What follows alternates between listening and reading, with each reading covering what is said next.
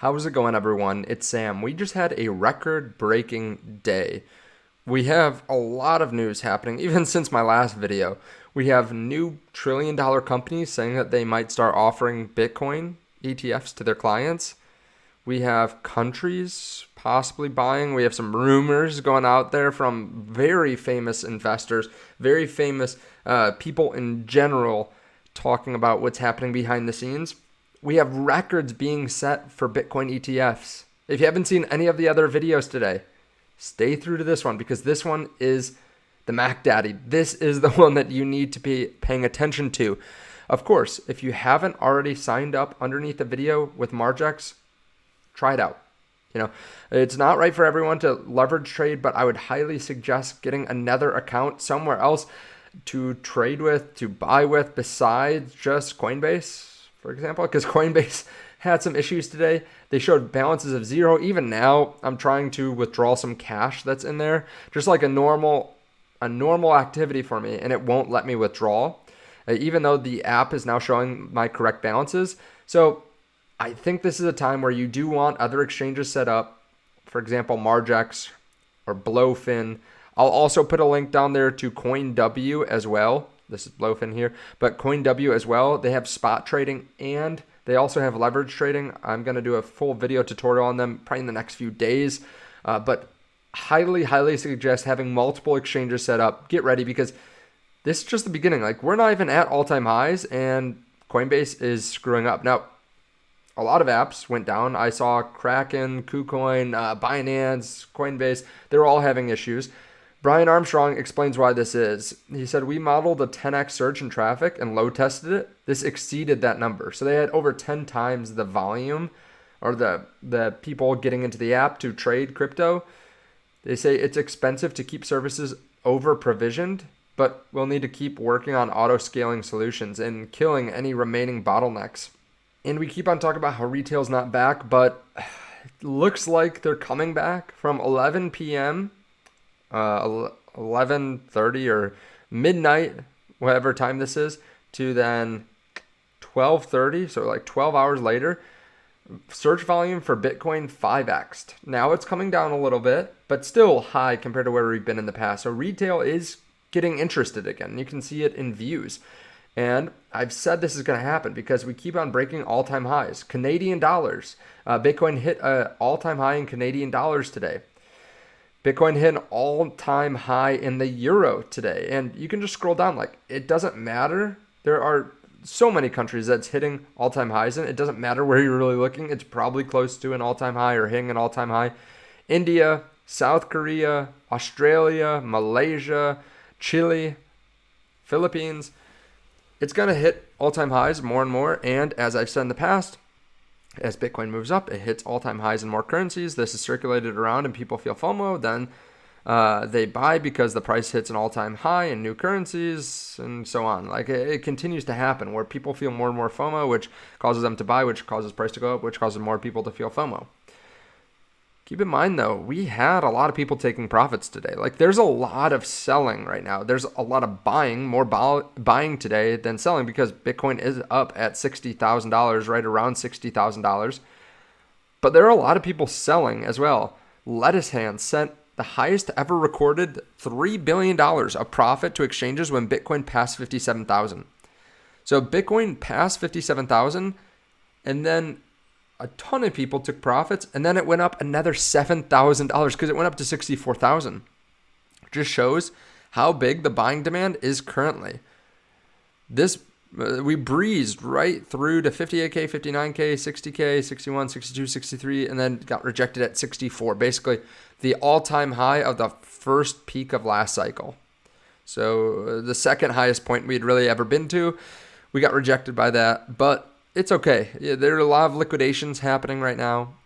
A lot being short, a lot being long. A lot of people getting wrecked on both sides. If you go too high leverage, that's going to happen. But we had massive amounts of buying. This was the highest volume day we've ever had by more than 2x. BlackRock had nearly 3.3 billion in inflows. Grayscale 1.8 billion. Keep in mind, we were around 3 billion yesterday and we had inflows of over $500 million. So if we 2.5x that, we could have had inflows of 1.25 billion. We won't know for a little bit more time, probably later tonight into tomorrow morning, depending on where you're at, but probably like another 4 or 5 hours, maybe 12 hours, 16 hours, something like that. But massive inflows, most likely. Now, Grayscale had a lot of volume, $1.8 billion. We don't know if this is selling, but Grayscale did put like this emoji out there. It seems really odd that they put this right as the market's like getting ready to close, unless they were signaling maybe they had net inflows. This is kind of something that we've been waiting for, is for them to actually have net inflows. It wouldn't surprise me if they had net inflows today when everything is going up. Some people probably just remembered that Grayscale was an ETF and they bought it, right? I'm not sure. I'm not certain. And I also wouldn't be surprised if they had net outflows, because that's what we've seen every single day so far. But we're gonna have a massive day of buying. And again, this is delayed. This isn't like today when all these ETFs were traded, it was buying up Bitcoin. No, it's delayed a day or 2 days.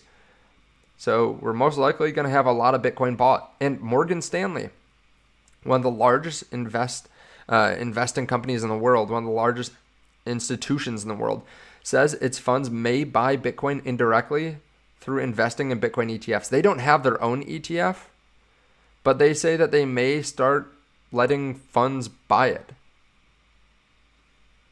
I mean, we're waiting for Vanguard. We're waiting for Morgan Stanley. This is huge. They have 1.5 trillion in AUM. I'm sure that we would have some big inflows. Now, as I said earlier in the day, we have other institutions or other people buying, like Mr. 100 bought 14 times today or 13 times today. They bought 1.5 days worth of Bitcoin mined, Bitcoin, or the 900 Bitcoin that's mined each day. She, whoever it is, bought 1.5 times that amount just in one day. But we have other people talking about it too. Who could be Mr. 100? Who could be buying up Bitcoin right now? Edward Snowden, really famous, right? Very, very famous. 6 million followers over on Twitter. He says, prediction, a national government will be revealed this year to have been buying Bitcoin, the modern replacement for monetary gold, without having disclosed that fact publicly. He's someone that knows a lot of information. He's someone that has gotten information that no one else has known in the past. We've had rumors that maybe Qatar's buying. We've had rumors of other countries buying. We've had rumors of all types of things. But as they circulate, they're probably more likely to be true. And Edward Snowden has talked about Bitcoin before, but it's not like he's someone that just sits there thinking about what interesting Bitcoin tweet can he make for the day. No, he does a lot of different stuff. So this is pretty interesting. I think there's some validity to this. Marcus Brownlee, who's obviously very big into tech, probably the biggest tech YouTuber out there, he says, remember Bitcoin? Okay, we're starting to get excited. People are starting to get excited. People are starting to tune in again. I'm sure that he owns some Bitcoin as well for the tech, and for he probably has, I don't know, 50, 100 million, $1 billion, who knows? But he's really well off, and he's very interested in tech, has been around tech his entire life. He probably has some allocation to Bitcoin. He probably gets it. Now, some people don't get it. I made a video earlier today talking about the people that are pissed about the market. If you want to see that video, I'll put it on the end screen. I meant to do that in the last video. I'm not sure I actually did. But this is a historic day, and I realize I've made a lot of videos today. I'm going to be making a video later tonight. I'm going to post it. Talk about whether you should buy Bitcoin now, because this is something that a lot of people want to know. Obviously, a lot of people are plugged back into the market. If you want to see that video, hit subscribe. Turn on the bell notification underneath the video. I have a beginner's playlist too. If you haven't seen that, I would suggest watching it. It can give you all the tools you need to start investing in cryptocurrency. I'll put that on the end screen too.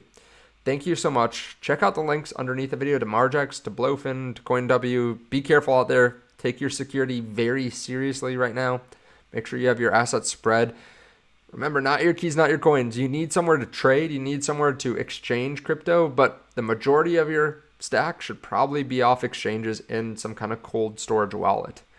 Thank you so much. I appreciate it. Congrats, because we're almost at all-time highs. I'll see you in the next video. Bye.